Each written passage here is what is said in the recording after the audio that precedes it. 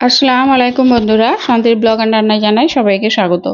প্রতিদিনের মতো আবারও চলে এসেছি আপনাদের মাঝে আর একটা রেসিপি নিয়ে। একদম মুখে লেগে থাকার মতো একটা রেসিপি, ছোলার ডালের নিরামিষ তরকারি। লুচি, রুটি, পরোটা সবকিছুর সঙ্গে খেতে পারবেন। তো চলুন শুরু করি। আমি এখানে ছোলার ডাল নিয়ে নিয়েছি প্রয়োজন মতো, আর ডালটাকে ধুয়ে ভালো করে পরিষ্কার করে নিয়েছি। এরপর একটা প্রেসার কুকারের মধ্যে নিয়ে নিলাম। এতে আমি দিয়ে দিয়েছি, এরপর আমি এখানে পরিমাণ মতো পানি দিয়ে দিয়েছি।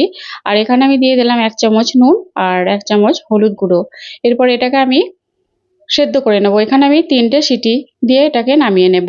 এদিকে সেদ্ধ হতে থাক, আর এদিকে আমি এখানে নিয়ে নিয়েছি একটা বড় সাইজের টমেটো কুচি, আর নিয়েছি একটা বড় সাইজের আলু। এরপর এদিকে দেখুন একটা কড়াই গরম করে নিয়েছি। কড়াইয়ের মধ্যে আমি দিয়ে দিচ্ছি পরিমাণ মতো সর্ষের তেল। আর আমি রান্নাটা সর্ষের তেলেই করব। আর এই রান্নাটা একদম সম্পূর্ণ নিরামিষ। এরপর তেলটাকে আমি খুব ভালো মতো করে গরম করে নিয়েছি। এর মধ্যে আমি দিয়ে দিলাম 1/2 চামচের মতো নুন আর 1/2 চামচ হলুদ গুঁড়ো। এরপর আমি এখানে আলুগুলো ভেজে নেব। প্রথমে আলুটাকে আমি দিয়ে দিলাম কড়াইয়ে। আলুটাকে একটু লাল লাল কালার করে আলুটাকে ভেজে নেব। এইভাবে করে আলুটা আমি লাল লাল কালার করে একটু ভেজে নেব। বন্ধুরা, এই রেসিপিটা খুবই সহজ আর খুব কম সময়ের মধ্যে হয়ে যাবে। আর এটা লুচি, রুটি, পরোটা সব কিছুর সঙ্গেই আপনারা খেতে পারবেন। দুর্দান্ত খেতে লাগে, আর বানাতেও খুব কম সময় লাগে। মাত্র কয়েকটা উপকরণ দিয়েই আপনারা এটা তৈরি করে নিতে পারবেন। তো দেখুন আলুটা আমার ভাজা হয়ে গেছে। এরপর আমি এখান থেকে আলুটাকে উঠিয়ে নেব। আলুটাকে আমি এখান থেকে উঠিয়ে নিয়েছি। এরপর আমি ওই তেলের মধ্যেই দিয়ে দিলাম 2টো শুকনো লঙ্কা আর 2টো তেজপাত ফোড়নে। এখানে আমি আর কিছু দিইনি। ফোড়নটাকে একটু ভেজে নিয়েছি। এরপর আমি এখানে দিয়ে দেব টমেটো কুচি। আমি একটা এখানে বড় সাইজের টমেটো নিয়েছি। টমেটোটা দিয়ে আমি খুব ভালো করে ভেজে নেব।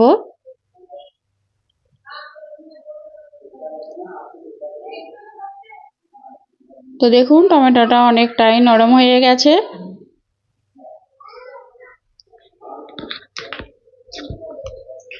এরপর আমি এখানে কিছু মশলা দিয়ে দেব। আমি এখানে নিয়েছি 1 চামচ হলুদ গুঁড়ো, আর এখানে আমি নিয়েছি কাশ্মীরি লঙ্কা 2 চামচ, আর এখানে নিয়েছি জিরে গুঁড়ো 1 চামচ, আর এখানে আমি দিয়ে দিলাম আদার পেস্ট 1 চামচ, আর কাঁচা লঙ্কা কুচি 2টো। এরপর আমি এখানে দিয়ে দিচ্ছি 1 চামচের মতো পানি, যাতে মশলাটা পুড়ে না যায়। এরপর আমি মশলাটাকে খুব ভালো করে কষিয়ে নেব।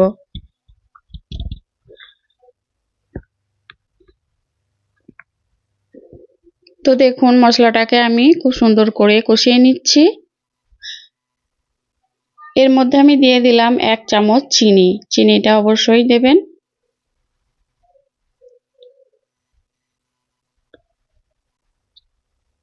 তো দেখুন মশলাটা আমার ভাজা ভাজা হয়ে গেছে। এরপর আমি এখানে দিয়ে দিচ্ছি ভেজে রাখা আলু।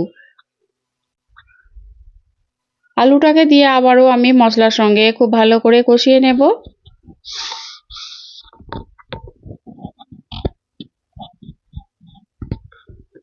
এদিকে দেখুন ছোলার ডালটা সেদ্ধ হয়ে গেছে। এই দেখুন ডালটা নরম হয়েছে। এই দেখুন নরম হয়ে গেছে, আর এটা খুব একটা গলে যায়নি, এরকম গোটা গোটা আছে। আর এখানে আমি আলু আর মশলা কষিয়ে নিয়ে এখানে আমি দিয়ে দিলাম ছোলার ডালটা। ছোলার ডালটা আমি অল্প পানি দিয়েছিলাম, আর এর সঙ্গে আমি দিয়ে দিলাম। এরপর আমি ছোলার ডাল আর মশলা, আলু সব কিছু একসঙ্গে ভালোভাবে কষিয়ে নেব। যতক্ষণ পর্যন্ত না পানিটা শুকিয়ে আসছে ততক্ষণ পর্যন্ত এটাকে আমি কষাতে থাকবো। আর দেখুন এটা আমার পানিটা অনেকটাই শুকিয়ে গেছে।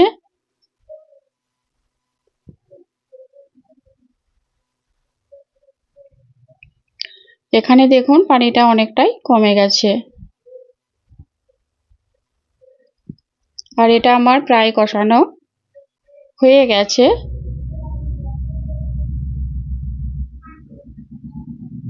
এখানে আমি দিয়ে দিচ্ছি 1 চামচ গরম মশলার গুঁড়ো, আর এখানে দিয়ে দিলাম 1 চামচ ঘি, যেহেতু এখানে আমি নিরামিষ রান্না করেছি। আর এখানে ঘি আর গরম মশলাটা দিয়ে দিলাম, আর একটা খুব সুন্দর গন্ধ বের হয়েছে। আবারও আরেকটু আমি নেড়েচেড়ে মিশিয়ে দিলাম। তো রান্নাটা আমার প্রায় রেডি। তো আমি একটু 2 মিনিটের জন্য ঢাকনা দিয়ে ঢেকে দিলাম এটা। আর দেখুন এর কালারটা কত সুন্দর এসেছে। এই দেখুন, এটা আমার রান্নাটা একদম রেডি।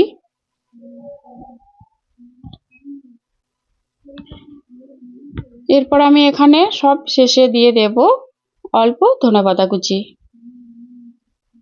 তো দিয়ে দিলাম ধনেপাতাটা। এখানে আর কিছু দেব না। দেখুন আমার পুরো রেডি ছোলার ডালের তরকারি। তো রেসিপিটা কেমন হয়েছে আপনারা অবশ্যই জানাবেন। ভালো থাকবেন, সুস্থ থাকবেন।